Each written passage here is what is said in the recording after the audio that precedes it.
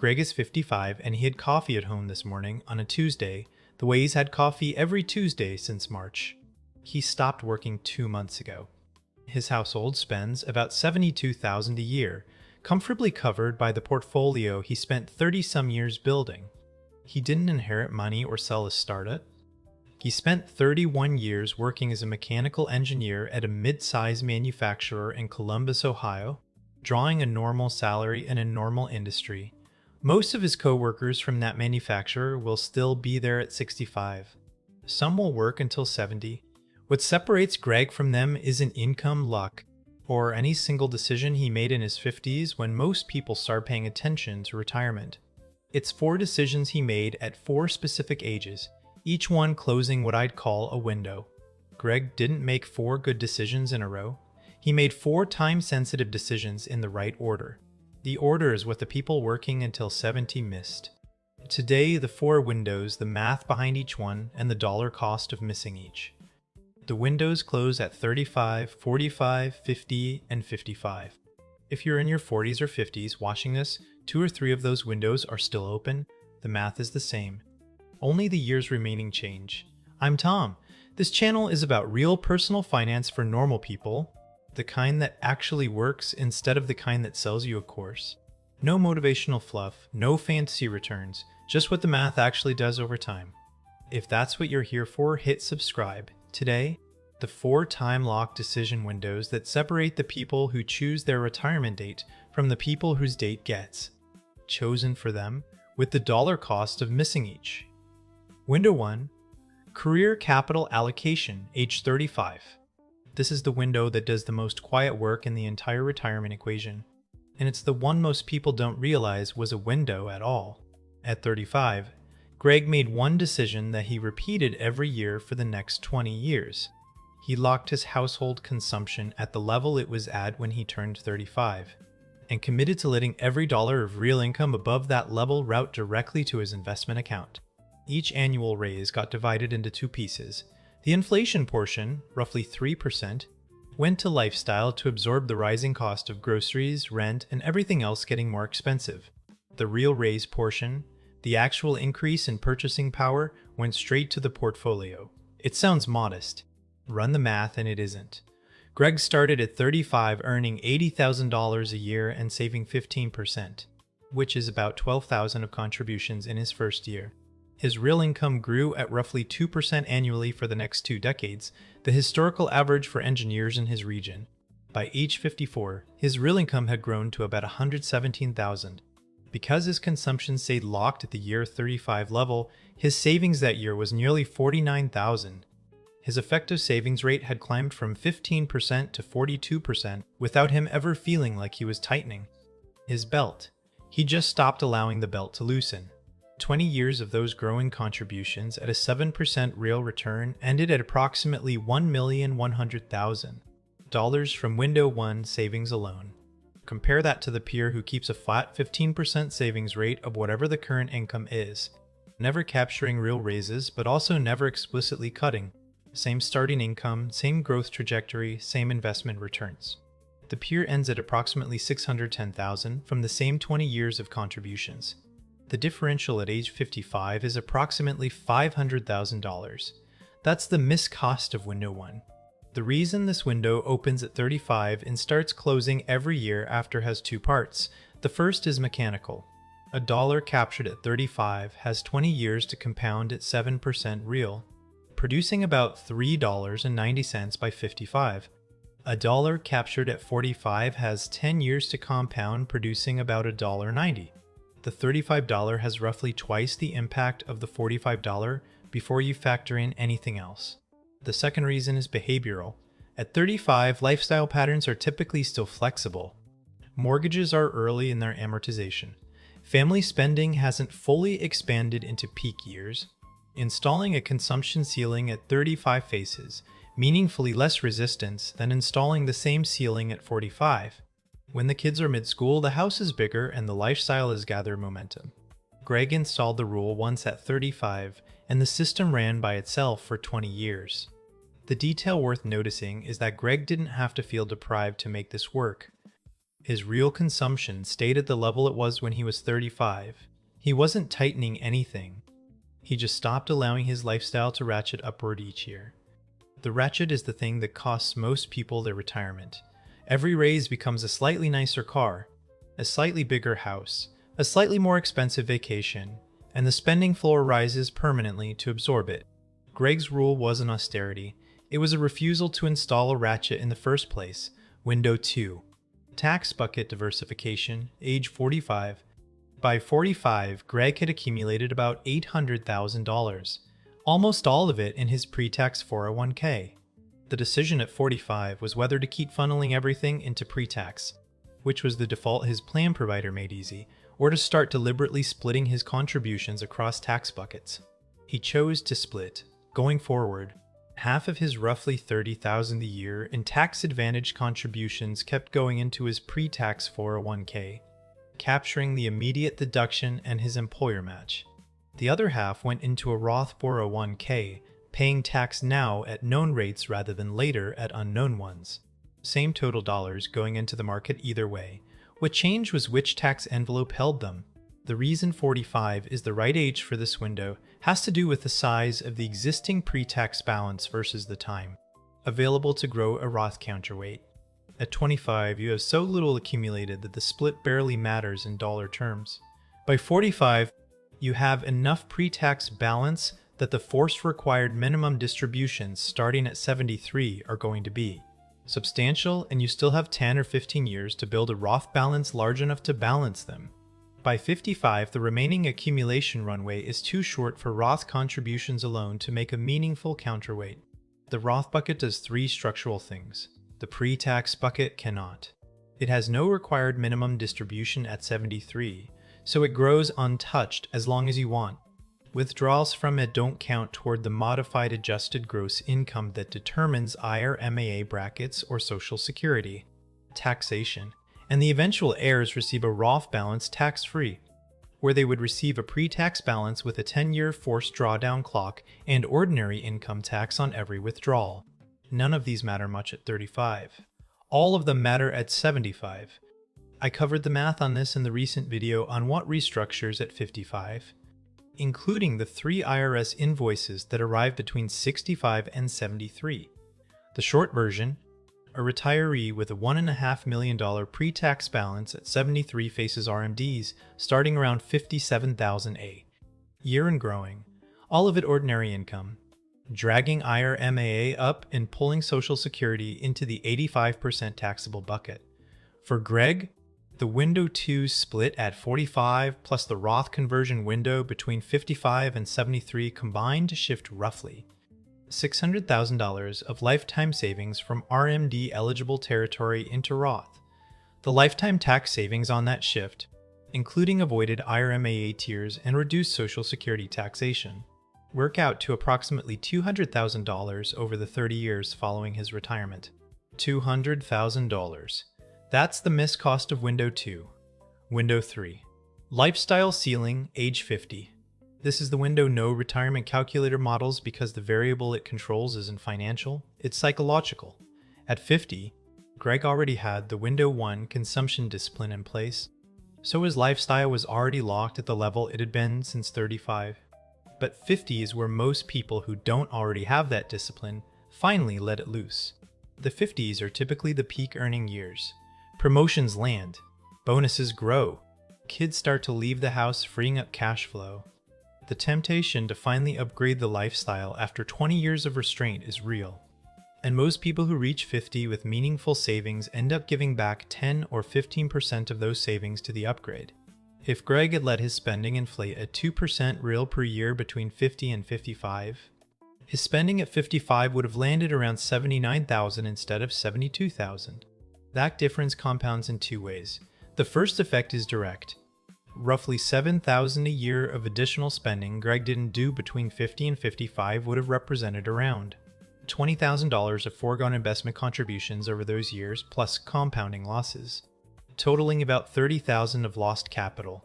The second effect is bigger and permanent.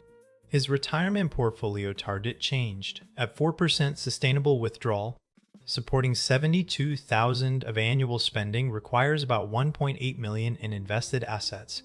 Supporting 79,000 requires close to 2 million. The differential portfolio target is roughly $180,000. Combined, window 3 represents approximately $200,000 of miscost. Most of it from a permanently higher retirement target driven by lifestyle that locked in higher, the rest from direct foregone savings. The reason 50 is the right age for this window has to do with hedonic adaptation. The behavioral research is consistent. Humans adjust to higher spending levels in roughly 6 to 18 months, after which the higher level becomes the new baseline and additional spending is required to feel the same level of satisfaction. A lifestyle bump at 53 becomes the new baseline by 54, and trying to ratchet it back down in retirement requires either active discomfort or a larger portfolio. Locking the ceiling at 50? When there's still time to bank the surplus and not yet enough adaptation to make the ceiling feel restrictive, is the structurally optimal age. The math of this window has a particularly unforgiving feature. The higher lifestyle target is permanent. A consumption increase between 50 and 55 rarely gets walked back voluntarily once retirement starts, because doing so feels like loss while keeping the new level feels neutral. Loss aversion is asymmetric. The retiree who let their spending drift from 72 to 80 between 50 and 55 then needs the larger portfolio to fund the larger spending for the next 30 years, not just the first 5. That $200,000 target differential isn't a one-time cost. It compounds across the entire retirement. If you're 45 and watching this, Sarah from the earlier video on the last chance to build wealth in your 40s is heading into this exact window in 5 years. The decision is sitting there for her. The same one is sitting there for everyone in their late 40s. Window 4. Exit infrastructure, age 55. I covered this window in detail in the recent video on what restructures at 55, so I'll keep it brief here. By the time he was ready to stop working, Greg had 3 buckets in place. About $200,000 in cash and short-term treasuries, covering roughly 3 years of expenses. Another $300,000 in a 5-year treasury bond ladder, locked in at current rates around 4%. The remaining roughly $1.3 million in equity, doing the long-term growth work for the next 25 years of retirement. He'd also built a healthcare bridge, a separate cash allocation outside his investment portfolio specifically earmarked to cover health insurance premiums from 55 to 65 when Medicare begins, the 2026 ACA premium environment, after the enhanced premium tax credits expired at the end of 2025, made this bridge fund mandatory rather than optional. This 3-bucket structure plus the healthcare bridge meant Greg could survive a 30% equity drawdown in the first year of his retirement without ever being forced to sell stocks at the bottom. Cash in the bond ladder would carry 8 years of withdrawals. Equity would likely recover from any reasonable historical drawdown scenario within 3 to 5 years of the bottom. Without that infrastructure, the miscost for Window 4 is roughly $150,000 of expected sequence risk damage based on historical bad sequence scenarios plus whatever fraction of equity would have been sold at the wrong moment. Brian, the 58-year-old civil engineer from Indianapolis I've used in the previous video on restructuring at 55, is in the middle of this window right now. He has 7 years until retirement. The architecture has to be built before he exits, not after. What if you missed window 1 or 2? Most people watching this missed window 1. Some missed window 2.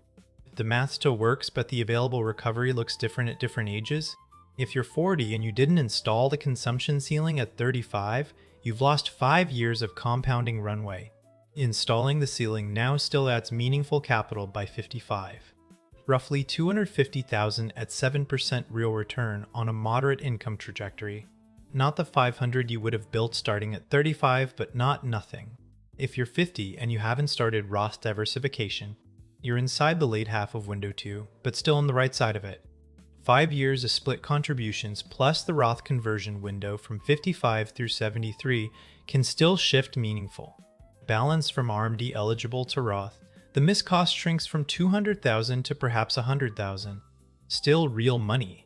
If you're 55 and you haven't yet locked the lifestyle ceiling, the window has narrowed but not closed. Even 1 or 2 years of holding spending flat while income continues to grow, then routing the surplus directly to investment, builds capacity.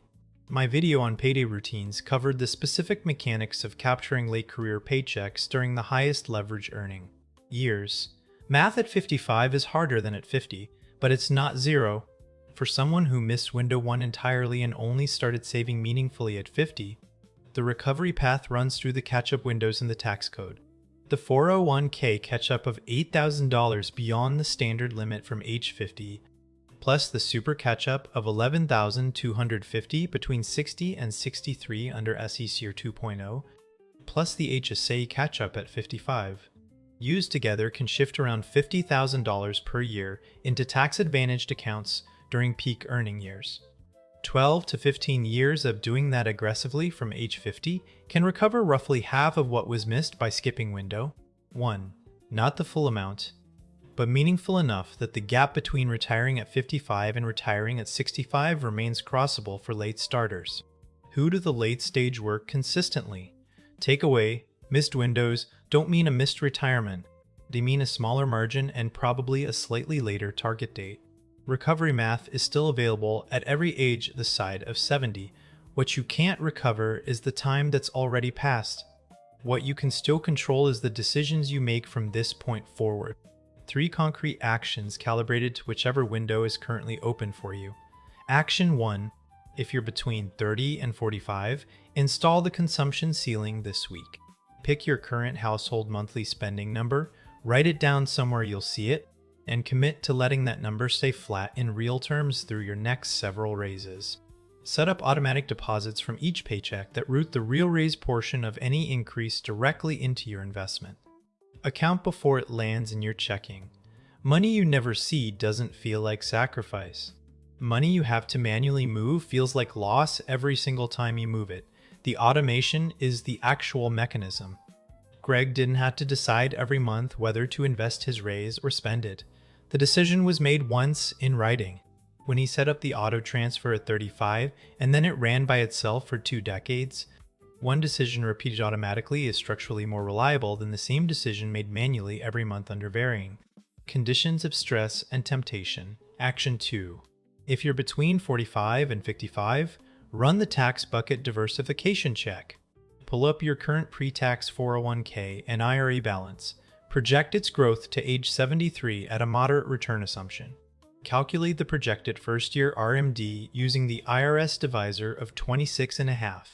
If the number makes you uncomfortable, that's the signal to start splitting your future contributions across pre-tax and Roth, and to model Roth conversions during the gap years between when you stop working and when RMDs begin. Action 3. If you're approaching 50, decide your lifestyle ceiling now, in writing, before the next round of raises lands. Pick a number that represents what your household spends today. Commit to letting that number stay flat in real terms through age 55 regardless of what your income does. The dollars above that ceiling become the same raise capture mechanism that drove window 1, just at higher absolute dollar amounts. The behavioral lift is bigger at 50 than at 35, but the compounding window is shorter, so the urgency is greater. 4 windows. Each one closes whether or not you noticed it was open.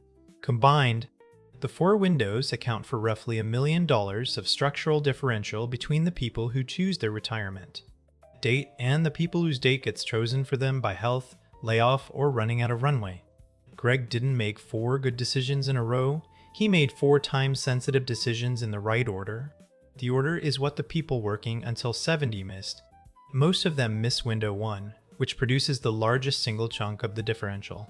Some missed window 2 because nobody told them the tax envelope mattered as much as the contribution amount. Many missed window 3 because hedonic adaptation is invisible to the person experiencing it. Almost everyone missed window 4 because they thought retirement was the destination instead of the start of a 30-year construction project. Greg is 55 and at his coffee table on a Tuesday morning. Many of his coworkers from Columbus will still be at their desks at 65. Some will make it to 70. He's not better. He's earlier. The math doesn't care which one you are. It only cares about timing. If this helped, hit subscribe. I'll see you in the next one.